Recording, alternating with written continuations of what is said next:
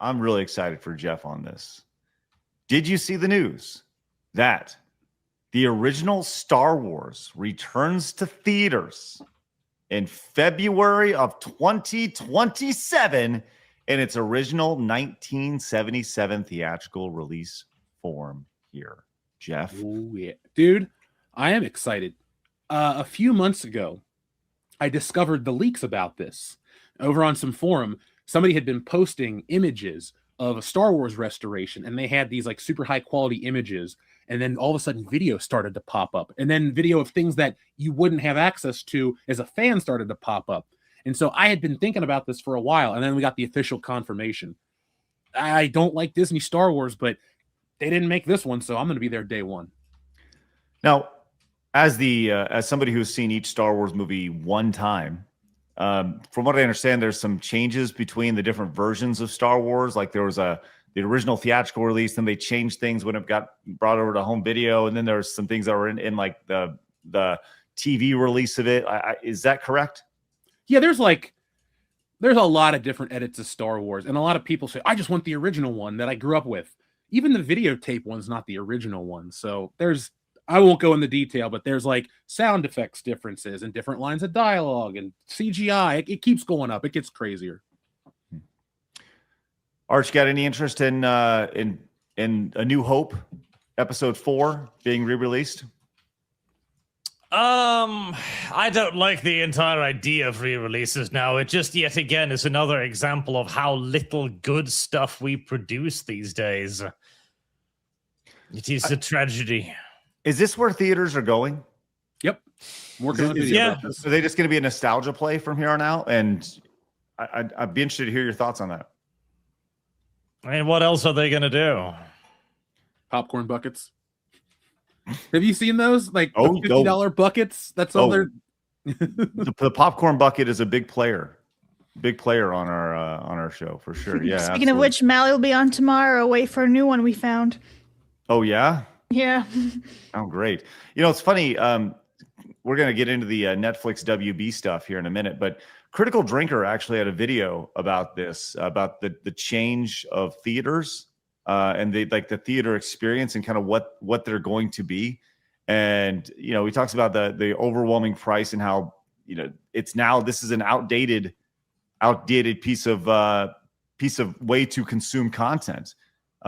Actually, let me just play a couple, a minute or so of this video. And I thought he made some really good points. I'm just going to pick it up midway through. Hopefully we're at a good point. Effects, bigger screens, louder sound systems. Studios and theatres have been locked into a cinematic arms race for decades now, pushing technology and spectacle as far as they could go until finally they hit an evolutionary dead end. It was always going to happen, it was just a question of when. And as it happens, the answer is now. So what does it all mean? Is this the end of Hollywood? The end of movies? The end of the world as we know it? No, of course not. There's always going to be a demand for entertainment. That'll never change. It's just the method of delivery that's evolving. People are going to watch more movies in the comfort of their own homes. It's inevitable. Theatrical windows are going to get shorter and probably vanish altogether eventually, so that movies will get released simultaneously onto streaming and theatrical. Movie theatres will still exist to some extent, but just like the old musical theatres from the 19th century, they'll become a much more niche experience, reserved for film buffs and occasional big event movies that people can't afford to miss. Box office revenues are going to keep declining until eventually they become obsolete metrics, and a film's real success will be determined by the number of hours watched on streaming, none of which will be independently verifiable, allowing studios to hide massive and embarrassing flops behind subscription walls. And as for the studios themselves, I'd expect more and more of them to be bought over by streaming and tech giants like Netflix, Apple, and Amazon in the years ahead.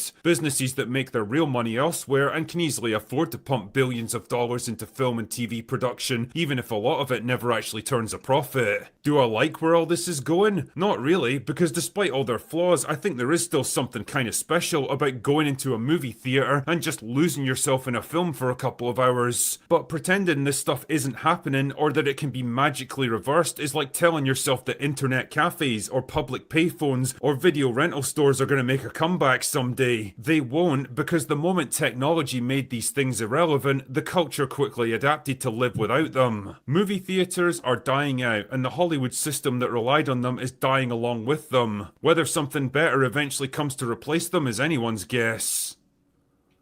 Anyway. Yeah, there you go. At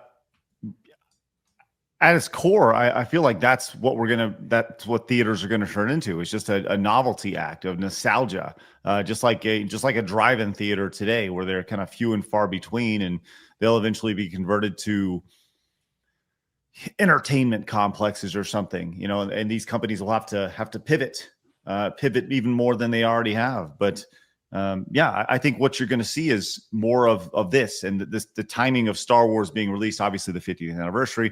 We've already started to see this in a major way. Back to the Future re-released, Teenage Mutant Ninja Turtles being re-released, all these movies from the 80s and 90s being put back in theaters and generating more revenue, way more revenue than they would have generated just by putting it on streaming. And if you notice, the two movies you just named got anniversary home video releases, and home video's evolved. I'm a big home video guy.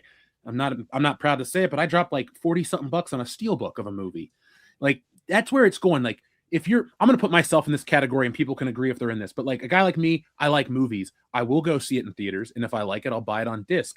Streaming to me is like the bare minimum alternative. It's like, I have Christmas Vacation. I could watch it on Max, but I bought the disc.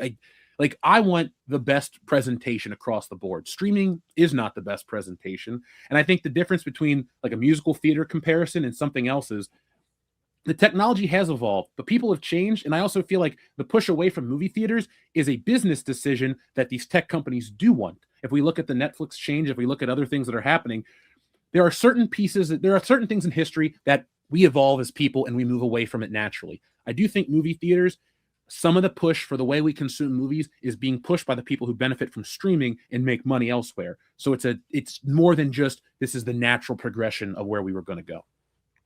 Arch, when was the last time you saw a movie in a theater?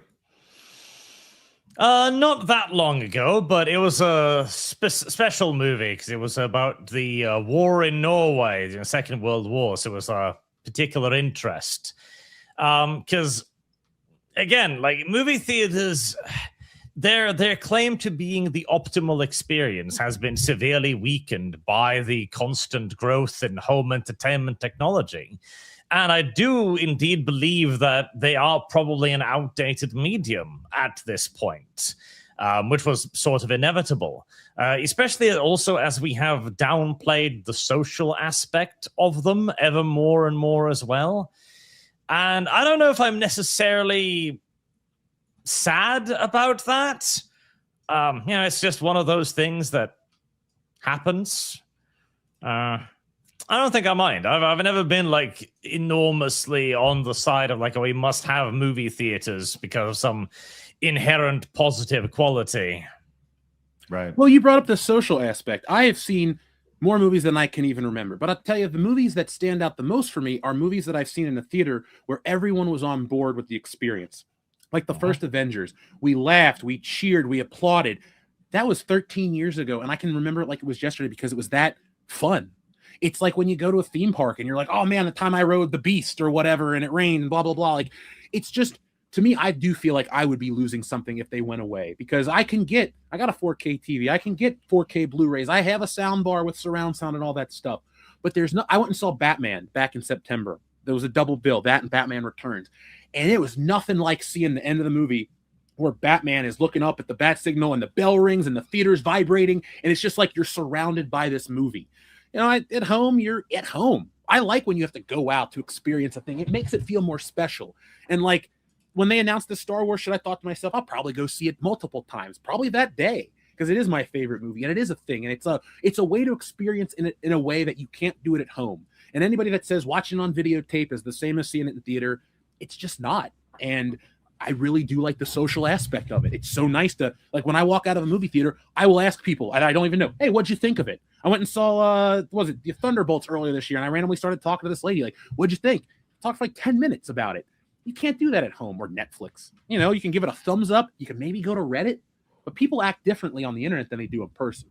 Right. Well, with that said, when you go to a theater and people are on their phones and they're, it is a social thing and it does suck. I tell people to shut up. And people Shut don't up. people don't mess with me because I'm the biggest dude in the room, and they're not going to try to pick a fight with the angry guy that wants to watch his Nice. Right, attaboy. Take one for the ones who can't do it. Go, Jeff. Until Jeff's Every going to time. get capped. Quack, quack. Play the smackdown. I don't shoot anybody. Are you tired of all the nonsense? Yeah, you are. Hit the subscribe button right here and join us.